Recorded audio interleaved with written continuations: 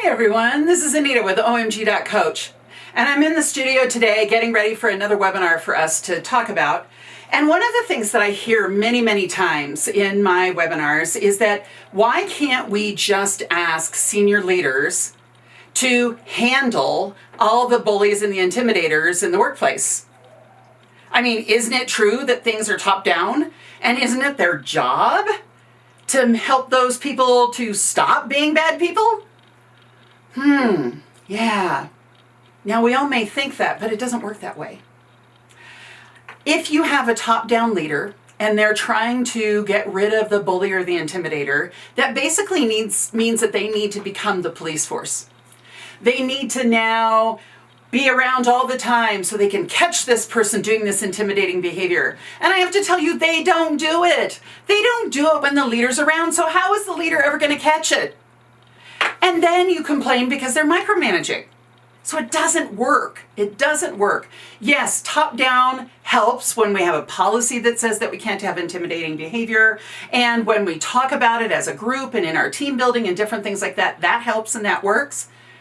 But you can't rely on leaders to stop a bad culture. It has to come from the bottom up. And there are informal leaders inside of each one of our teams that can either be good or bad. They can be the intimidator or the bully or the bad person creating the dysfunctional culture, or they can be a person that brings joy to the office that you want to see forever. So I tried this as an experiment once. I was working with an organization that had just horrible, intimidating behavior. They did really obnoxious things. These individuals had to shower when they left work to get rid of all the particulates off their bodies, and people would put firecrackers in really bad places. And yeah, this is not a place of, oh, you're a bad person. This is a place of, let me catch you alone and do something really nasty to you. So this is a hard place. They had a group of bullies that were following the number 2 guy in the facility. Now, this number 2 man, I had a meeting with him and his peer group, and he agreed that he would stop being a bully. Now, he was such a bully that if he saw you on the road and you passed him, he would then run you off the road. He's pulled a gun on employees before. He would go into the bar and he'd pick a fight with employees, and then HR, he'd fire them, and then HR would tell him to take 2 days off with pay, and by then he'll forget about it. Wow, that worked. Everybody now started going to the bar anytime they wanted 2 days off with pay. Oh yeah, that not gonna work. This is a really pretty immature workforce. So I'm meeting with this guy and his peer group, and everybody agrees that we need to have the bullying and the intimidating behavior go away. And so he says yes.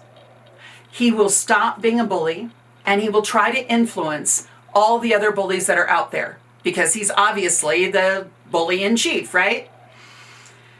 Wow, I was feeling so proud. When I left, I went back to the hotel. I was like, yes, we got this done. This is going to be finished in the next couple of days. Yeah, no, it was not. He held up his end of the bargain. He did. He became a wonderful leader, and everybody loved it, and everybody noticed it. But then this immature workforce couldn't handle him now not being the bully.